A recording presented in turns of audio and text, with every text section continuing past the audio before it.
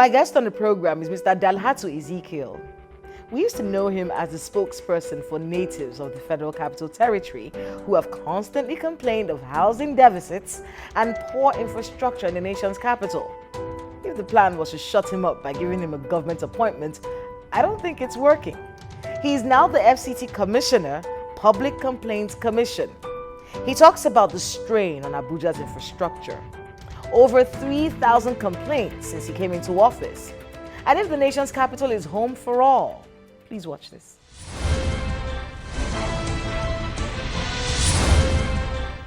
Mr. Dalhatu, welcome to Dateline Abuja. Thank you very much. You know, it's been a long time. Yeah. You've been doing this. In fact, I remember, part of your movements towards, the Igbagi people, because you are from the Igbagi extraction. Yeah. And you were talking about some of the infrastructure issues, especially in settlements where Igbagi residents are staying in the FCT. But I want to use that to segue into something much bigger. Starting from the House of Representatives, residents generally, not just people from the Igbagi extraction, residents have been complaining about the poor state of infrastructure in the FCT. Talk to us a bit about what's going on. Yes, I have avalanche of complaints on that. And we've been engaging the authority. In many occasions we write, sometimes we interface to raise some of these issues. And then the response is quite positive from the Minister of the FCT and the FCT administration.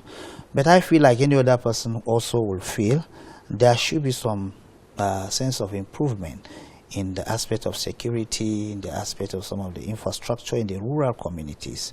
Because even the insecurity is perpetuated by deficit of infrastructure, the absence of access road and all of that. And you know what the criminals does? They take advantage of this, they cash into it, and then perpetrate some of these years. Just like I will always say, what we can do to curtail this insecurity is very simple. One, it has to be a holistic approach to it. It has to be a bottom-to-top approach where the locals, the stakeholders, critical stakeholders will be involved for engagement. And then the locals too will have some security, the vigilantes, the hunters, who knows the terrain, and this is where they live. They live in some of these rural communities. If you check the indices of the insecurity in the FCT, it's virtually zero in the urban cities. All in the rural communities, but mostly in the suburbs. Okay, so you're trying to draw a nexus between the level of insecurity that we're facing in the FCT and the infrastructure deficit, especially when it comes to roads. Yeah. So let's get specific. Talk to us about some of the complaints that you're getting as regards, the entire Federal Capital Territory. What are some of the hot points with bad roads? And you can just say, just from what you are just saying now, Durumi is just here. It's in the city. It's in the city center. And so, yeah. What happened to a road like Yebu to Kwaita, from Kwaita to Yebu, to Leda, to Gau, to Kwaku, the road in Shere Galwi, down to Igu and Tokulu? What happened to the road in Almamagi, going to Gurdi and Rimba Ibagi? What happened to the road from Darka, Udingede, down up to Dudna? What happened to the road from Kuje to Pegi to Gaube to Kabi? I'm saying this offered because this is where I come from and I'm familiar with some of. If only we can open some of these roads. What's the problem? I wouldn't know, but most times it's funding. Because even simple roads like Apokarshi, that everyone has been asking for. Yeah.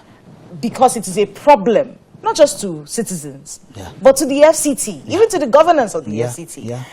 It's a necessary road, the Apokarshi road, so that we can stop that problem that's happening in Maraba. Yeah. What's the problem? No, that's what I keep saying, that what we're doing in Public Complaints Commission is not to look at anybody's face and maybe we don't like him, we want to just say things.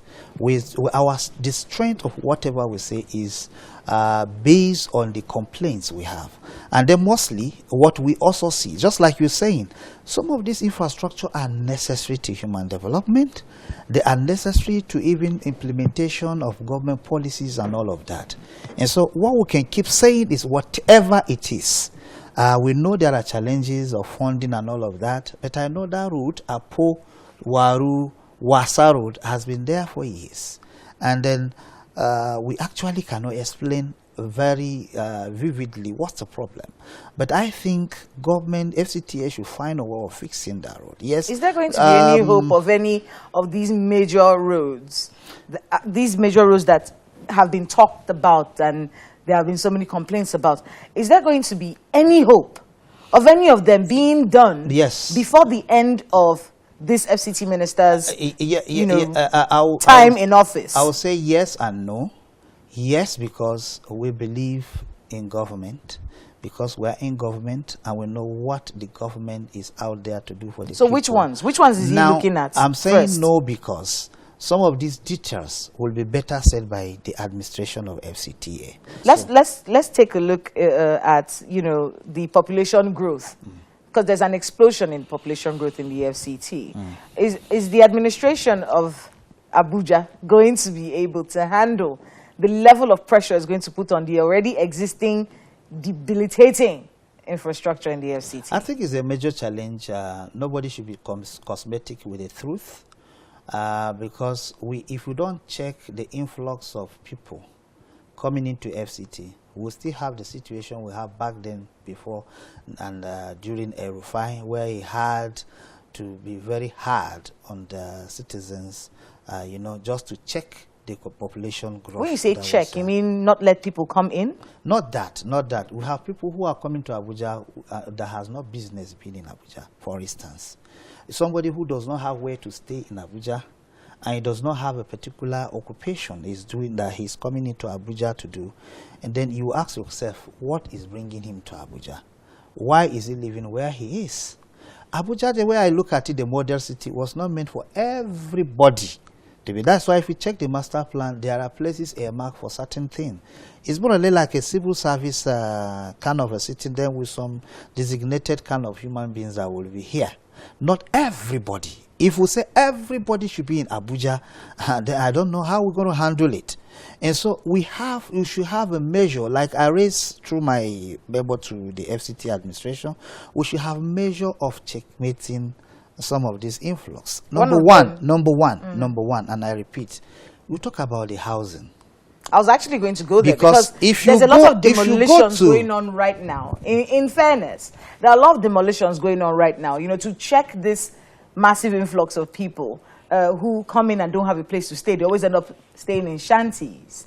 And there are a lot of demolitions. But you get a lot of complaints from residents complaining about these demolitions. How do you balance both? I think just like I'll try to answer the two about the influx. If you take a walk to Garki village, for instance, let's say about 10, 11, you'll see people lying outside. Human being. That's just an example. And so many other places. What are they doing? Well, Mr. Dalhatu, this is where we have to end our interview today. I know there's so much to talk about when it comes to the FCT, especially with you. Well, I want to thank you for joining us on the program. Thank you so much, Mr. Dalhatu. Thank you. The pleasure is mine.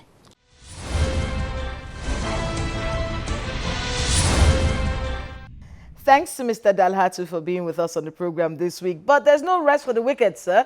We still have some complaints for you from residents, if you don't mind.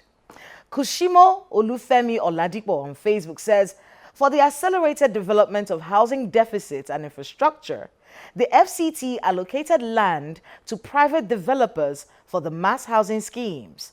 Most of them charge their homeowners infrastructure fees in millions and yet do not provide the required infrastructure and the access roads, thereby defrauding the public and the government. What is the government doing about this to bring accountability and redress?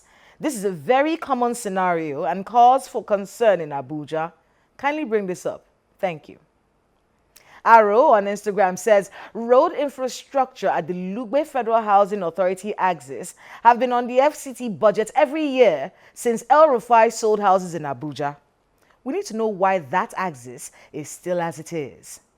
Keep the complaints coming, and yes, you can use the social media handle showing right now on your screen. Thank you so much for watching. I'm Kayla Megwa. See you next time.